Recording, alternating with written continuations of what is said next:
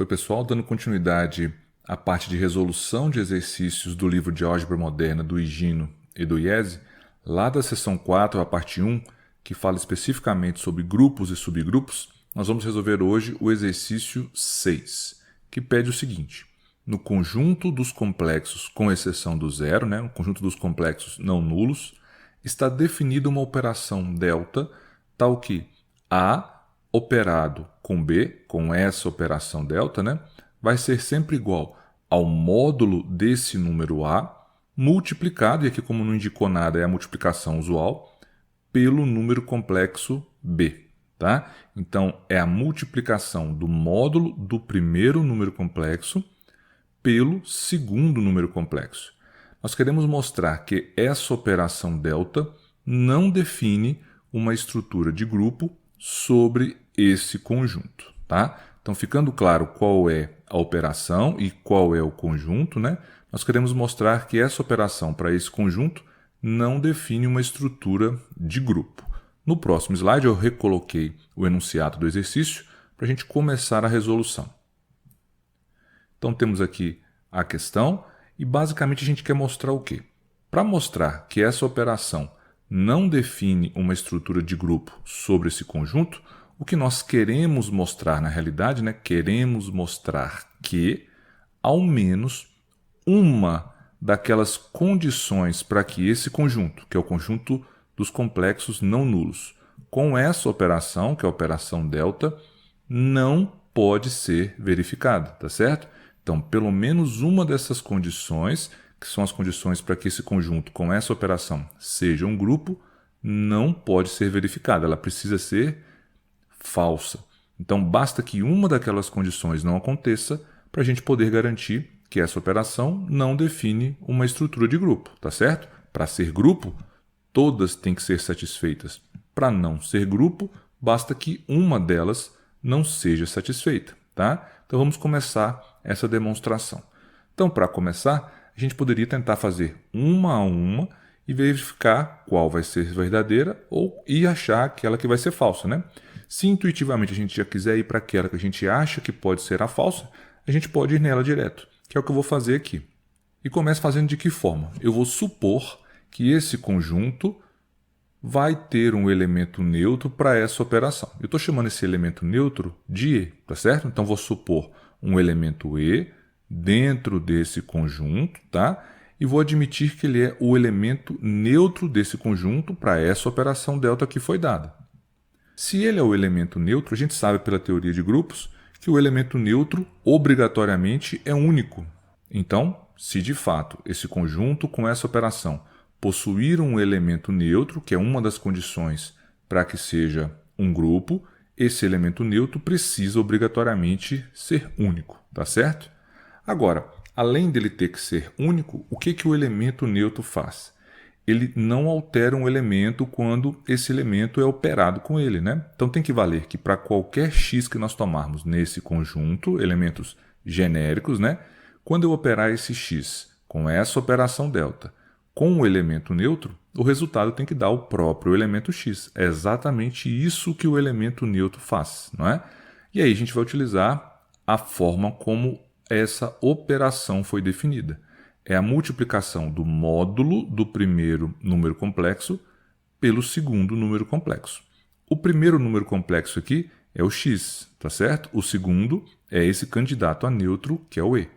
Então, essa operação x delta E, de acordo com como ela foi definida, vai ser o módulo de x multiplicado pelo número E. Então, o módulo de x multiplicado pelo número E. E isso tem que dar o próprio x, tá certo? Então, vai ter que ser igual a quanto? Ao módulo de x vezes o E tem que dar x. E a partir daí, como a operação aqui é multiplicação usual, e a gente está tomando x um elemento do conjunto, e esses elementos são todos não nulos, nós podemos passar esse módulo de x dividindo, o que é equivalente a multiplicar ambos os lados pelo inverso de módulo de x, já que o módulo de x é um número real porque ele é o comprimento do vetor que representa esse número complexo. Inclusive, a gente vai relembrar isso aqui rapidamente. Então, daí sai que esse número E é o elemento x dividido pelo seu módulo.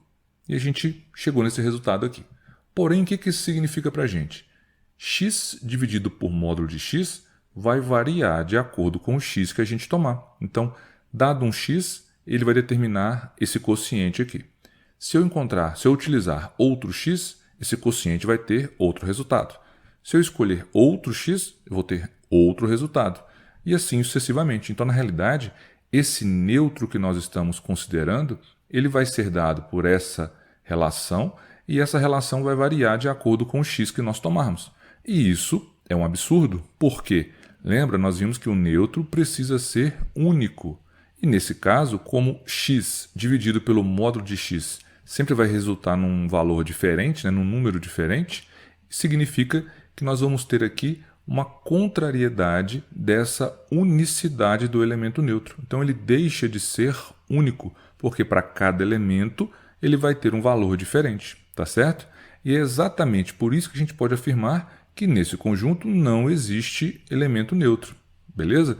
Então, não existe elemento neutro para o conjunto dos complexos não nulos com essa operação que foi definida, essa operação delta, tá? E então o que significa dizer? Significa que essa operação não define uma estrutura de grupos sobre esse conjunto, tá? Porque essa condição da unicidade do elemento neutro foi contrariada. E isso encerra essa demonstração. Agora, só para ficar claro por que x sobre módulo de x vai sempre gerar um resultado diferente quando eu trocar o valor do x, ou pode gerar resultados diferentes, eu vou fazer aqui dois exemplos para ilustrar, tá? Então, para entender melhor isso, nós vimos que para cada x que nós tomarmos no conjunto, o neutro vai ser dado por essa relação aqui, então a gente vai ter neutros diferentes para cada elemento. Então, para ilustrar, eu tomei, vamos supor que o x é o número 1 mais 2i, que está dentro do conjunto dos complexos. Nós vimos que um neutro, então, nesse caso, vai ser o próprio elemento, que é 1 mais 2i, dividido pelo módulo desse elemento, 1 mais 2i. Vamos relembrar o que é o módulo rapidamente, tá? Temos aqui o eixo real e o eixo imaginário. O eixo real são os valores aqui dos números da parte real, desse número complexo. Eixo imaginário, nós vamos colocar a parte imaginária desse complexo. Então, por exemplo, aqui a parte real é 1, aqui a parte real é 2. Então, eu vou colocar 1 aqui e 2 aqui. O ponto gerado aqui vai ser o ponto que representa esse número complexo, 1 mais 2i. E o que significa o módulo desse número? Significa tomar o vetor que vai da origem até esse ponto e calcular o comprimento desse vetor. Então, o módulo do número complexo é o comprimento do vetor que esse número complexo representa. Então, nós temos que calcular esse tamanho aqui. Nesse triângulo, nós podemos aplicar o teorema de Pitágoras. E o vetor representa a hipotenusa desse triângulo retângulo. Então, daqui vai sair que o módulo de x ao quadrado, que é a hipotenusa ao quadrado, é a soma dos quadrados dos catetos. Esse cateto mede 1, então vai ser 1 ao quadrado, somado com o quadrado desse cateto aqui. E esse cateto mede 2, então somado com 2 ao quadrado. Essa soma aqui dá 5, então o módulo ao quadrado é 5, então o módulo é a raiz de 5, tá certo? De maneira geral, sempre que nós tivermos um número da forma a mais bi, qual vai ser o seu módulo? A raiz quadrada da soma dos quadrados das partes real e imaginária desse número complexo. Então, nesse caso aqui, para esse denominador, qual vai ser o módulo? Raiz de 5, que a gente acabou de ver aqui. Então, vai ficar 1 mais 2i sobre raiz de 5, que pode ser reescrito como 1 sobre raiz de 5, mais 2 sobre raiz de 5 multiplicado pelo i. E eu vou chamar aqui esse aqui de E1, só porque a gente vai ver daqui a pouco que tem outro elemento neutro. Então, esse aqui foi 1 quando o número complexo escolhido for 1 mais 2i. Se eu tomar o complexo 2 mais 3i, com o mesmo raciocínio, o neutro vai ser 2 mais 3i sobre o módulo desse número, que é a raiz do quadrado de 2 somado com o quadrado de 3, que está aqui, que vai dar raiz de 13. Então, esse novo elemento neutro vai ser 2 sobre raiz de 13 mais 3 sobre raiz de 13i.